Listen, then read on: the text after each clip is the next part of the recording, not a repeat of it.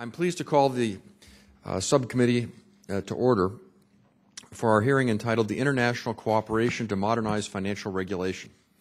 I want to begin by thanking Chairman Dodd of the Banking Committee as a whole and his hardworking staff for their cooperation and assistance in arranging this hearing, and for the Chairman's support in looking into these important matters. I'd also like to welcome my friend and colleague, Ranking Member Corker. I'm grateful for his leadership on these and other matters, and my other colleagues on the committee who are with us. Some will be with us later in person, others will be reading our testimony. I want to thank them for their interest in this matter. To our three witnesses, I want to welcome and thank you for appearing before the subcommittee to give an outline on the efforts underway to harmonize our collective financial regulations. I understand these few weeks have been very busy for all three of you with the G20 summit and upcoming meetings abroad.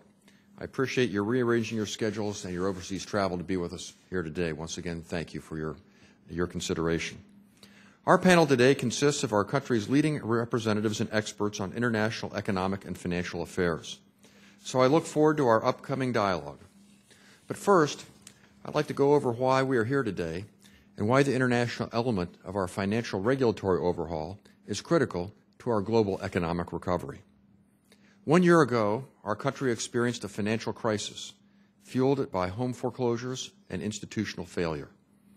The markets dropped drastically and credit began to freeze as banks refused to lend to families, businesses, and even to one another. It soon became apparent that no one was immune. Our financial crisis quickly became a full-blown economic crisis, complete with a housing decline and our nation shedding on average of 700,000 jobs each month. My home state of Indiana was hit particularly hard. It was clear Congress needed to intervene with massive government assistance to help stabilize our financial markets and prevent complete economic collapse. As I said at the time, it was a, quote, distasteful but necessary step to protect millions of innocent people. Now, 1 year later, we are on the path to recovery. It will take some time for our financial system to completely heal, but in the meantime, it is our responsibility and the duty of lawmakers to be willing to take the steps necessary toward long-term reform to make sure this situation does not happen again. The Senate Banking Committee has already held approximately 30 hearings since this January on the issue of financial regulatory modernization.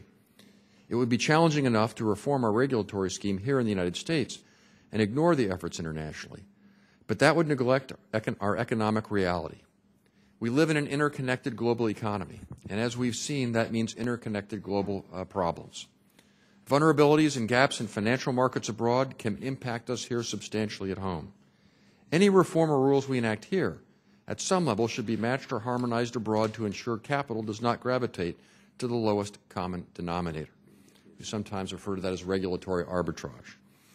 2 weeks ago, in a speech before Wall Street, President Obama reaffirmed his commitment to financial regulatory modernization and the need to close the gaps and harmonize our collective rules.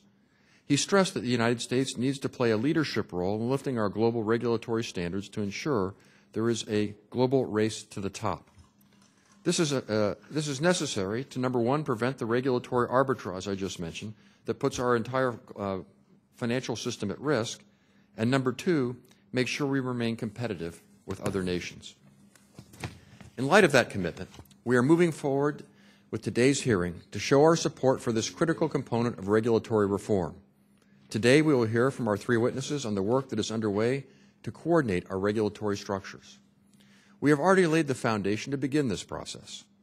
In an effort to coordinate financial regulatory reforms, world leaders began working together at a series of international meetings to address changes in policy, regulations, oversight, and enforcement.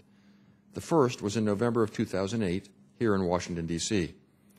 At that meeting, the leaders approved an action plan that included instructing their finance ministers to make specific recommendations in a number of areas.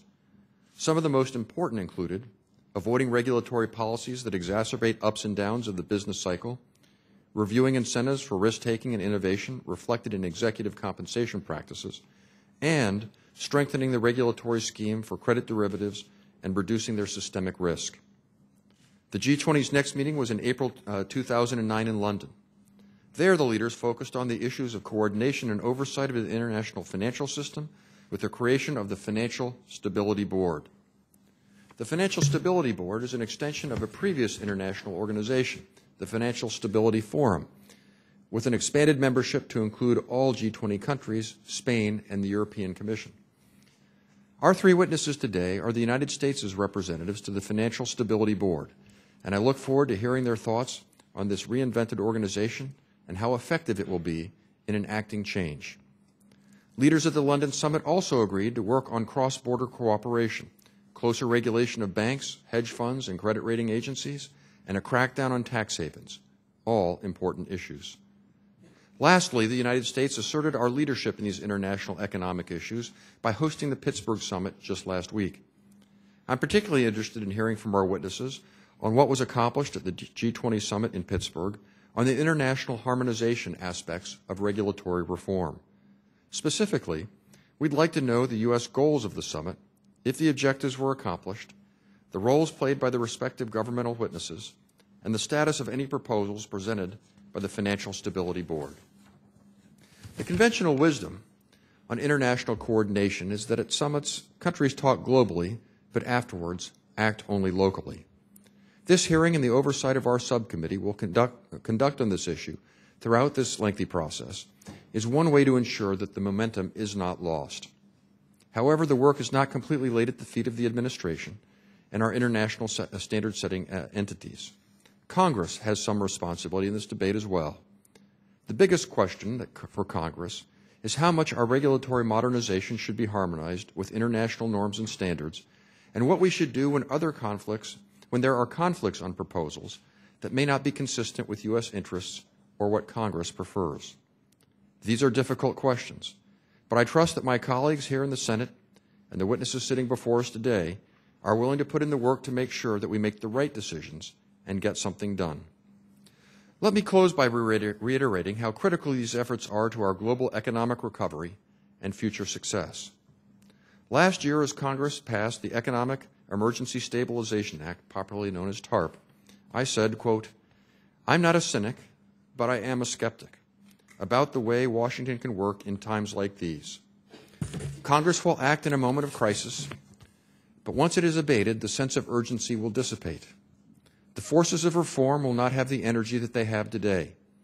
All the interests will circle this place like hungry birds looking for carrion in order to prevent us from taking the steps that are necessary. We must not let that happen," end quote. Here we are a year later, and we must remain committed to seeing through long-term reform. We need to bring the same sense of urgency that was so palpable during the crisis.